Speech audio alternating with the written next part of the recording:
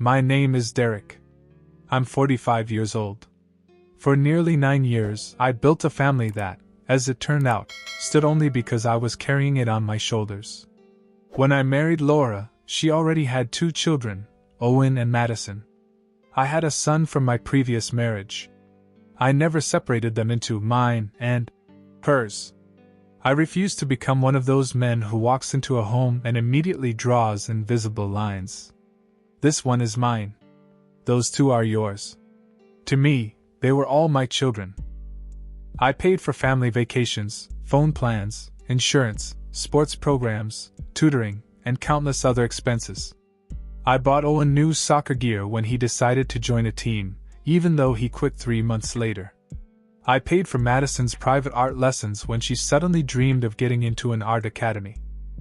I woke up before everyone else, drove the kids wherever they needed to go, worked a full day, and then got back behind the wheel to pick them up from practices, lessons, and friends' houses.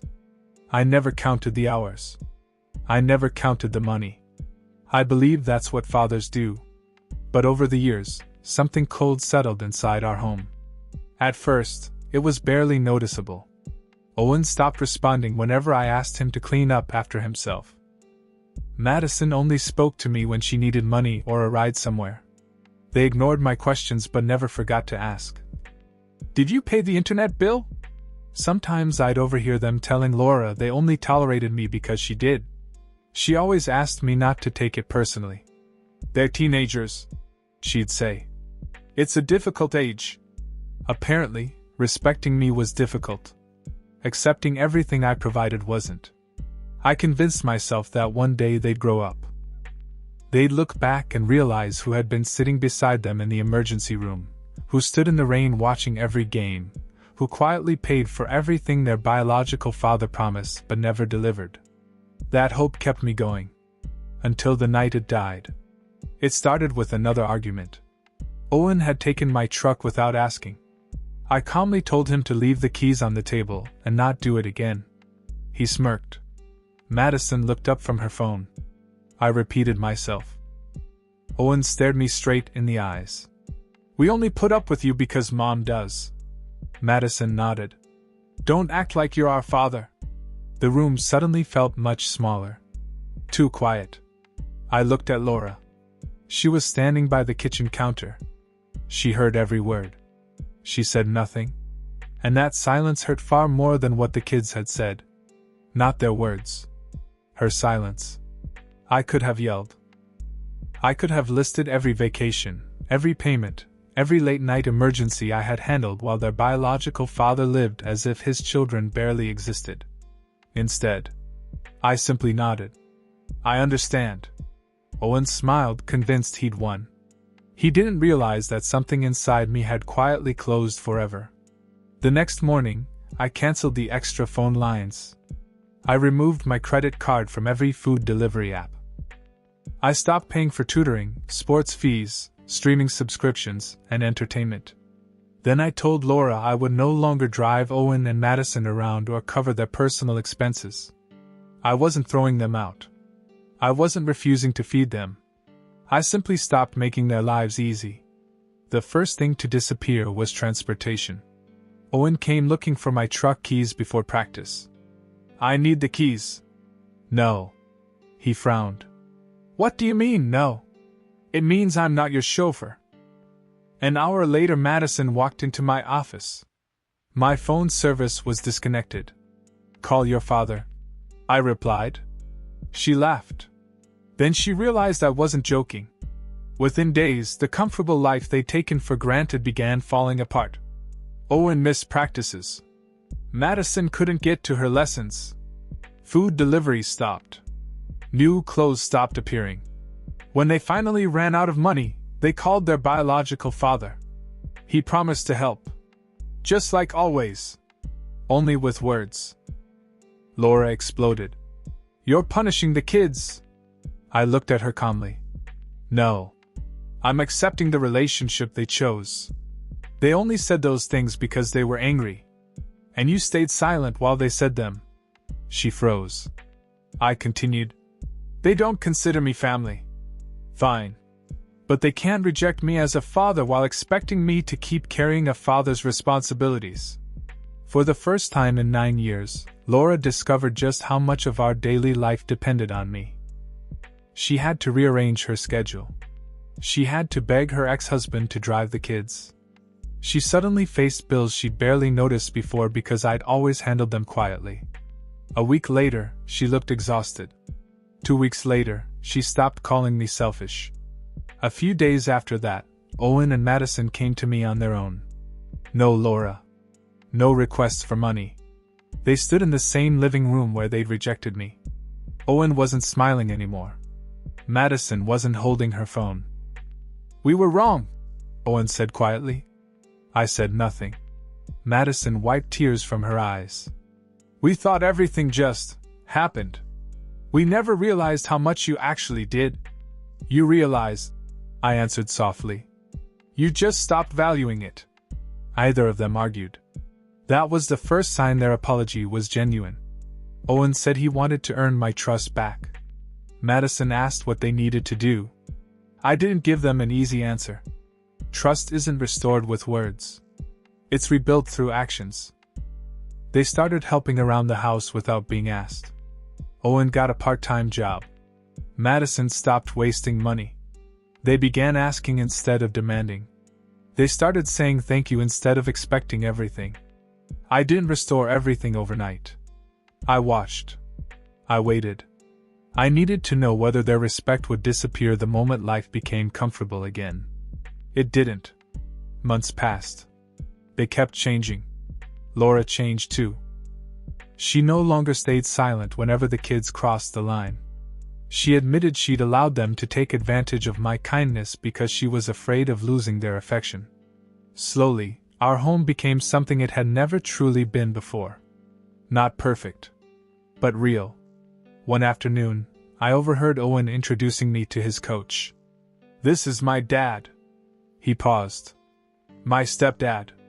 I smiled. That was enough. On my birthday, Madison gave me a framed family photo. On the back she had written, Asterisk. "Thank you for staying, even when we didn't deserve it." Asterisk. I still keep it. Not because I've forgotten the past, but because I saw real change. Kindness becomes invisible when people receive too much of it. Sacrifice begins to look like obligation. Love starts feeling unlimited. Sometimes, the only way people learn the value of what you give is when you stop giving it. I'm not proud that our family had to come so close to falling apart before becoming whole. But maybe, there was no other way. So let me ask you, was I wrong for stepping back and letting them experience the consequences of their own words? Or is closing the door sometimes the only way to teach people to knock? For a while, I believed the worst was behind us. The house had changed. Owen no longer left without telling anyone where he was going. Madison stopped speaking to me as if every request were an accusation. Laura made an effort to stand beside me instead of hiding behind silence. We ate dinner together. We talked. Sometimes we even laughed, although the sound still felt unfamiliar, like music playing in a room that had once held a funeral. I wanted to trust it.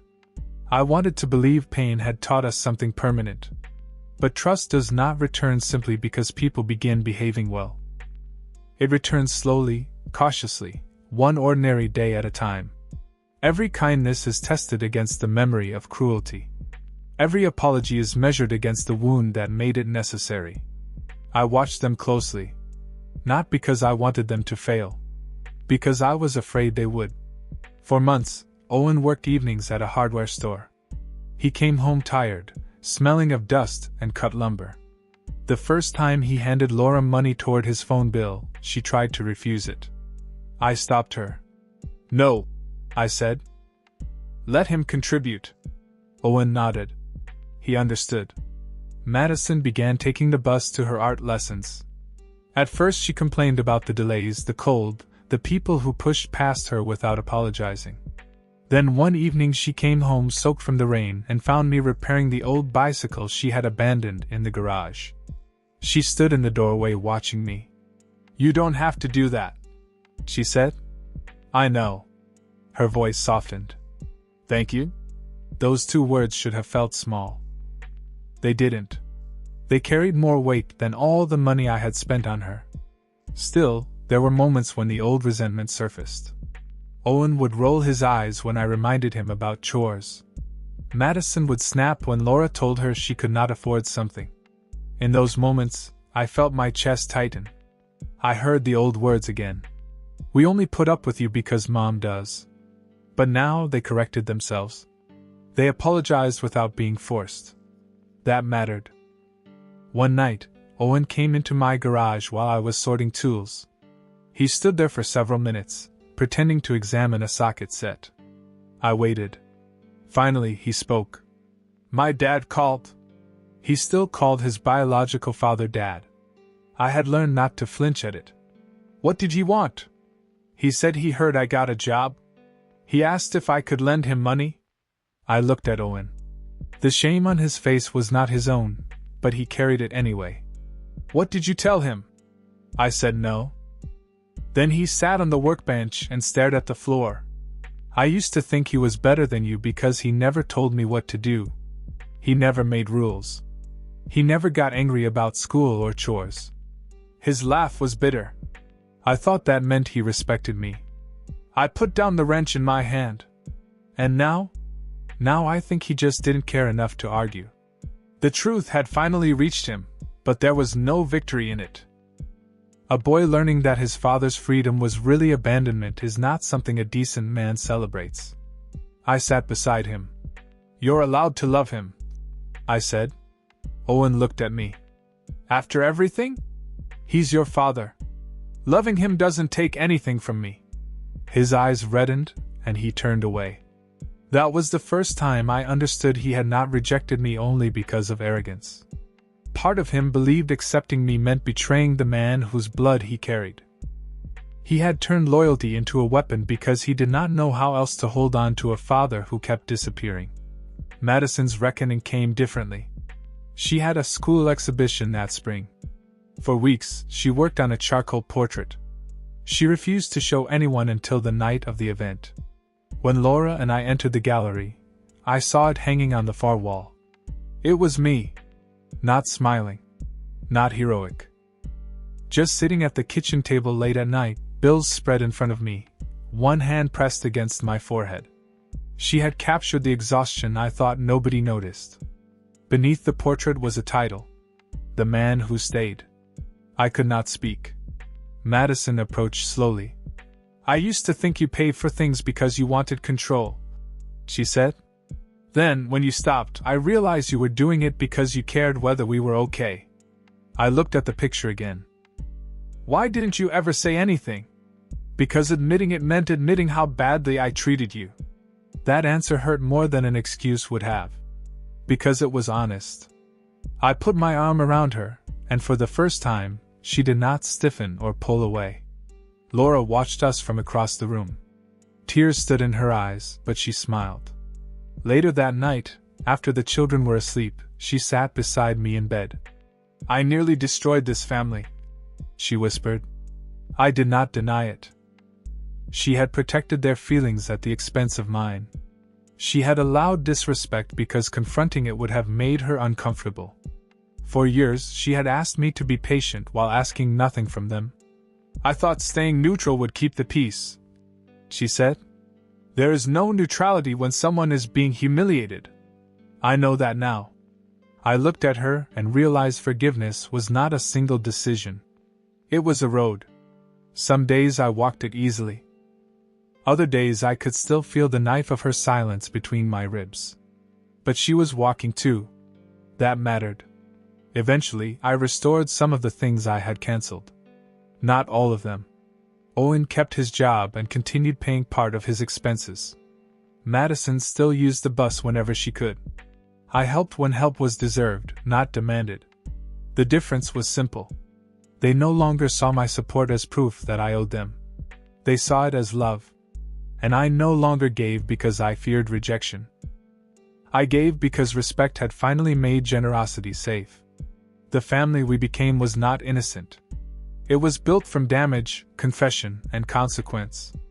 But perhaps that made it stronger. We knew what could happen when gratitude died. We knew silence could wound as deeply as cruelty. We knew love without boundaries did not heal a family. It taught people how to use you. So I still asked myself whether I went too far when I withdrew everything at once. But another question follows. Had I continued giving, would they ever have learned to value me? Or would I still be sitting at that table, paying every bill, while the people I called family quietly waited for me to disappear? A year passed before I realized something remarkable. Peace had become ordinary. Not because our family had become perfect, but because respect had replaced entitlement. The constant tension that once lived inside our walls had disappeared so quietly that I almost forgot what it felt like to walk through my own front door with my shoulders already tense. Life settled into routines again. Only this time, they belonged to all of us. Saturday mornings became project days around the house. Owen helped me repair the old fence without waiting to be asked. Madison painted the weathered flower boxes by the porch, humming softly while Laura planted fresh flowers beside her. My own son laughed with them as if there had never been invisible walls dividing the family into separate pieces. Watching them together felt unfamiliar. For years I had believed harmony was something you bought with endless sacrifice. If I worked harder, gave more, expected less, eventually everyone would appreciate it. I had been completely wrong.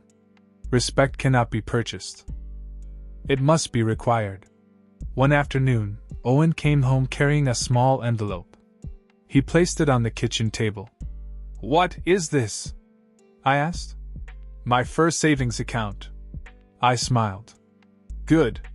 I wanted to show you because you're the reason I started thinking about money differently." I looked at him with quiet curiosity. "When you stopped paying for everything, I was angry. I thought you were trying to punish me." He paused. "Now I understand you were trying to prepare me."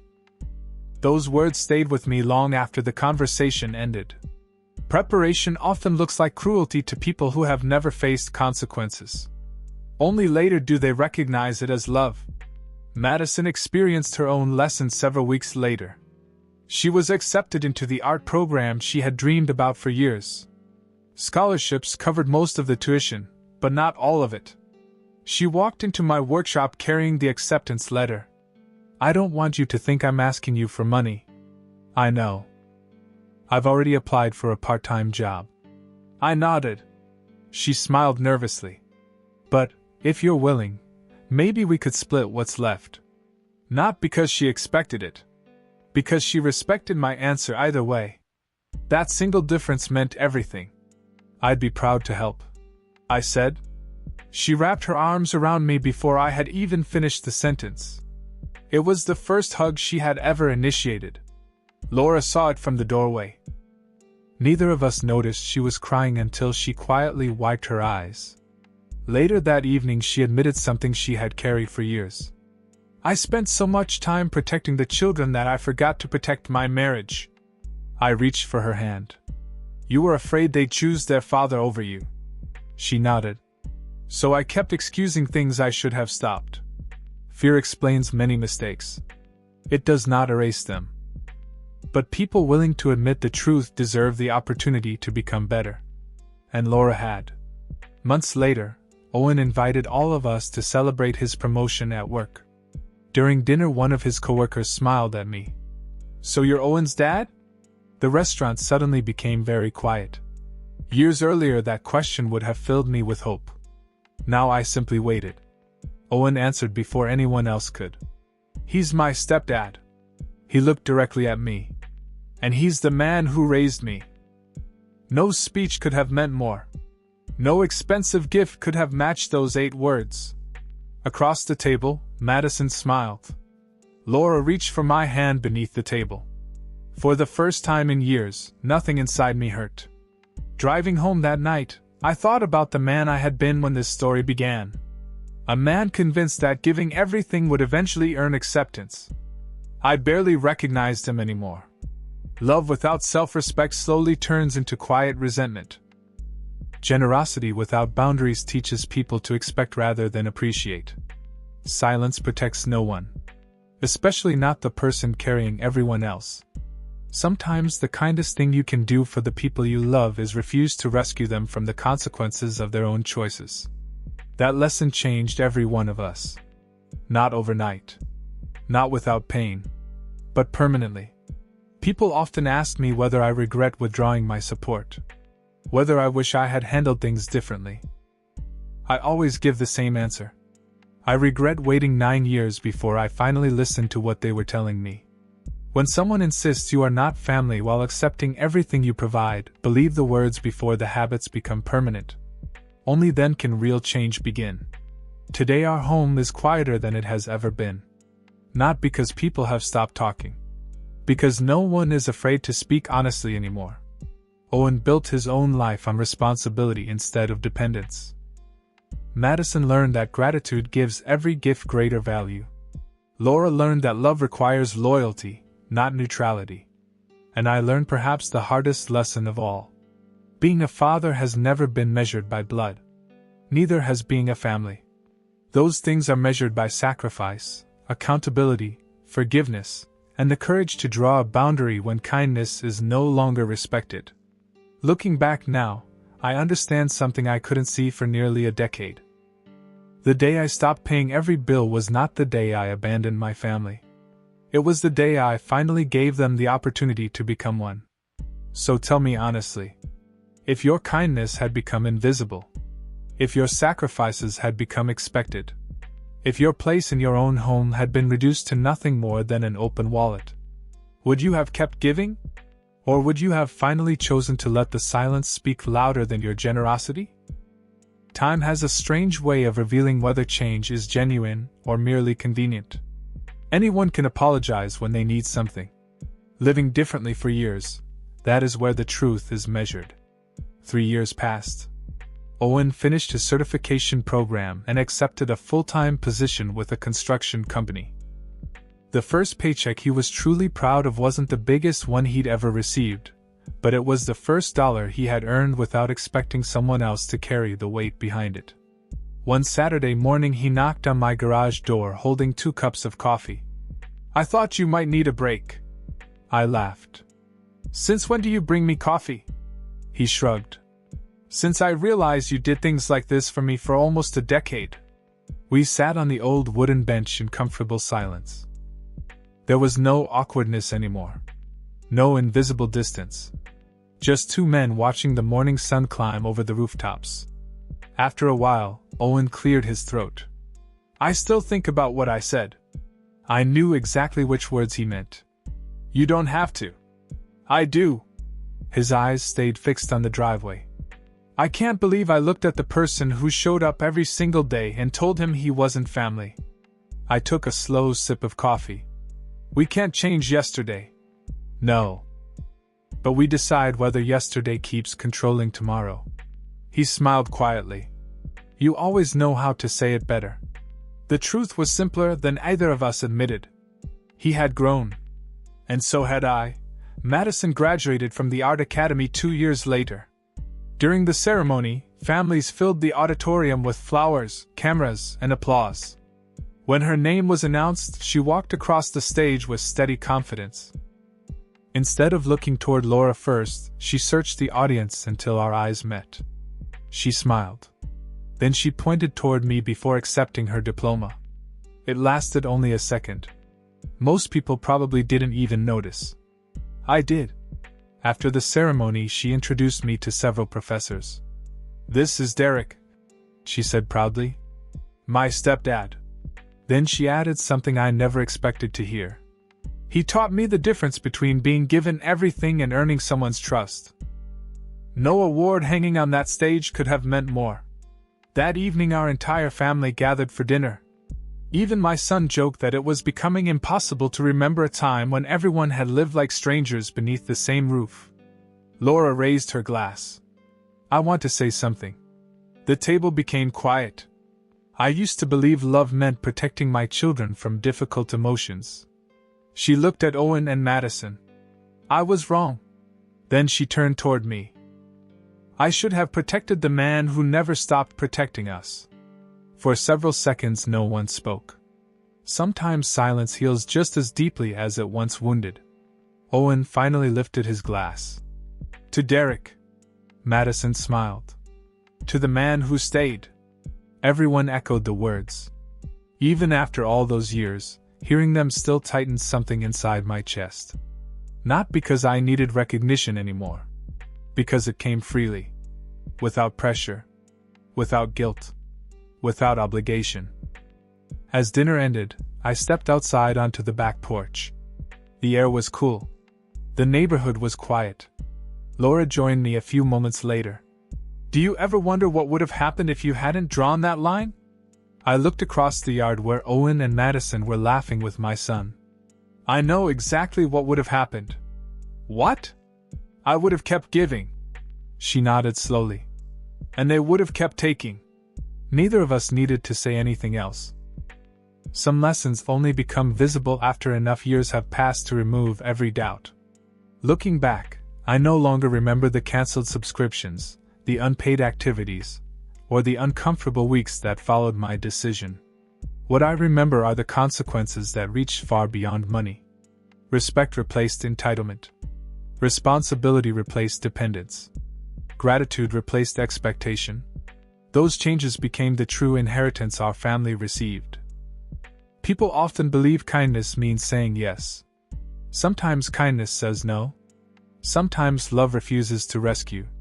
Sometimes the greatest gift a parent can offer is allowing the people they love to experience the natural consequences of their own choices. I learned that too late to avoid the pain, but early enough to save my family. If I could speak to the man I was 9 years earlier, exhausted from trying to earn a place that should never have required payment, I would tell him only one thing. Never confuse endless sacrifice with unconditional acceptance. The people who truly love you will value your presence long before they notice your wallet. And if they don't, no amount of giving will ever be enough. So I leave you with one final question. If respect disappeared tomorrow, would your kindness still be love? Or would it simply become permission for someone else to keep taking?